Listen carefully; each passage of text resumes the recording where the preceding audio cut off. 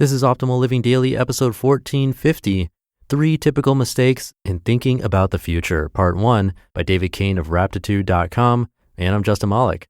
Happy Saturday, welcome to one of the only podcasts in the world where blogs are narrated to you for free, with permission from the authors, of course. An award-winning podcast thanks to you. And it's the last day of the month already, which means it's time for another book raffle. Make sure you're on my free weekly newsletter at oldpodcast.com by tonight at midnight to be part of that. Again, that's the free weekly newsletter at oldpodcast.com. And I'll keep this intro nice and short for the weekend, so let's get right to it and start optimizing your life.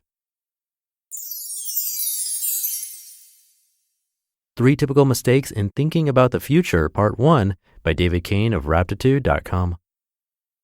When I was 6 years old, I was crossing the little bridge on Center Street when I realized I was doomed. I don't know why it only occurred to me then, but once it did, I couldn't deny it. I was in grade 1 and I liked my current teacher, but I was afraid of the grade 3 teacher. Let's call her Mrs. X. I'd heard stories about how mean she was from older kids, and I'd seen her barking in her shrill voice at the students who were unfortunate enough to be in her class. Because I was in grade 1, it never seemed like it was my problem, until it occurred to me that I had no means to prevent myself from aging naturally and eventually becoming a grade 3 student. She was the only grade 3 teacher in my small town school, and I would eventually end up in her class. Fate was marching me right into certain misery. I scoured my mind for possible ways out of this. Dropping out didn't seem to be an option. I didn't feel self-sufficient enough to run away.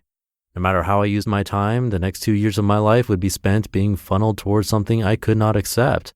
I was so depressed. All this sudden despair was my doing, but I didn't know it.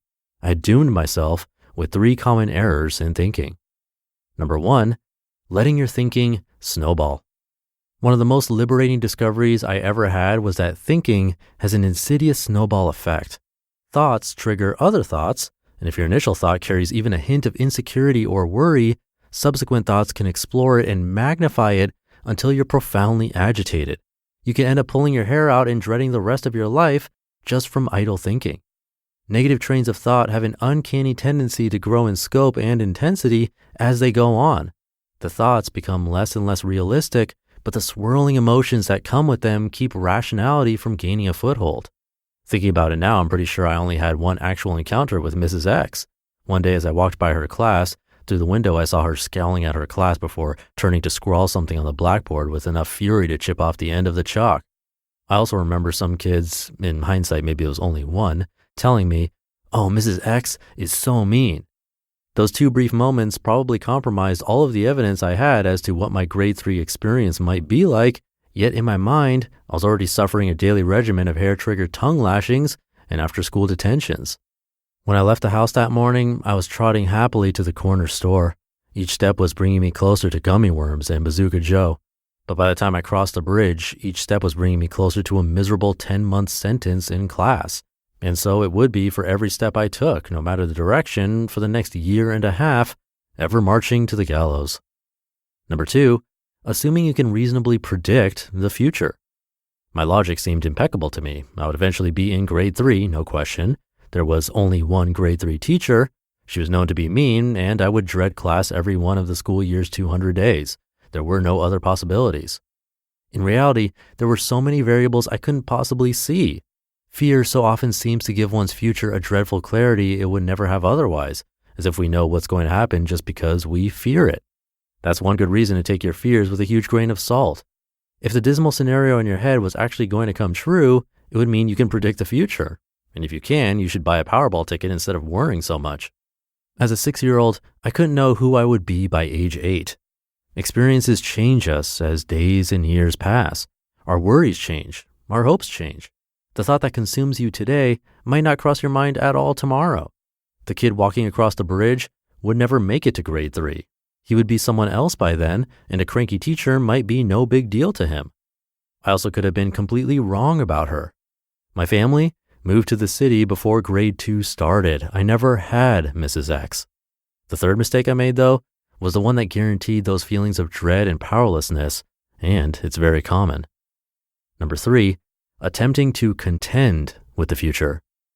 Trying to solve future problems or even come to terms with them is a recipe for disaster. The future often appears in our minds as a host of real problems which require immediate attention. We're powerless against the future because our influence can never extend beyond the present moment.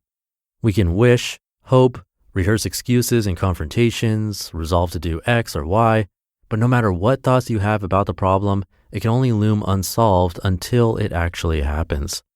Though it often feels like you absolutely have to, you can't ever deal with the future because it doesn't exist except as a thought in the present moment. In fact, present moment is a redundant term, but our human way of thinking about time is skewed so stubbornly we can't really drop it yet. Of course, it's the present one. There aren't any others. There really is no future. That's not just a cheeky way of thinking about it. It's the acknowledgement of a real error in the way we tend to conceptualize time. We can only deal with one moment at a time. That should suit us fine because that's the rate at which life deals them out. Yet our thoughts make it seem like the future is already there, just ahead of us in line, taunting us while we can do nothing about it. None of your talents and advantages, including your body and all your skills, can be brought to bear anywhere but on the scene that's unfolding in front of your face. And that's the only place you're going to need them. To be continued. You just listened to part 1 of the post titled 3 Typical Mistakes in Thinking About the Future by David Cain of Raptitude.com. Thank you to David. Interesting take. It definitely reminds me of meditation, especially point number 1, because I'm sure we've all experienced that phenomenon where we let one bad idea snowball into another and so on until you convince yourself that the worst will happen, when in reality it probably hasn't even started to happen at all. Meditation trains us to think about that and catch ourselves before it snowballs. That's why I love meditation. But we do obviously have to think about the future and plan for our future too, so it's an interesting take. Let's see where he goes with this tomorrow. So thank you for being here and listening every day, including the weekends, and I will be back tomorrow to finish up this post where your optimal life awaits. Hey, this is Dan from the Optimal Finance Daily podcast, which is a lot like this show, except more focused on personal finance. Justin handpicks the best posts he can find from blogs and authors like Ramit Sethi, Mr. Money Mustache, and more, and I read them to you 5 days a week. So if you enjoy this podcast, come on over and subscribe to Optimal Finance Daily too. And together, we'll optimize your financial life. You've been listening to Optimal Living Daily. Be sure to hit the subscribe button to stay up to date on each new episode and head to oldpodcast.com. That's OLDpodcast.com for a free gift as well as more actionable tips and resources to help you maximize your potential. Thanks for joining us, and remember, your optimal life awaits.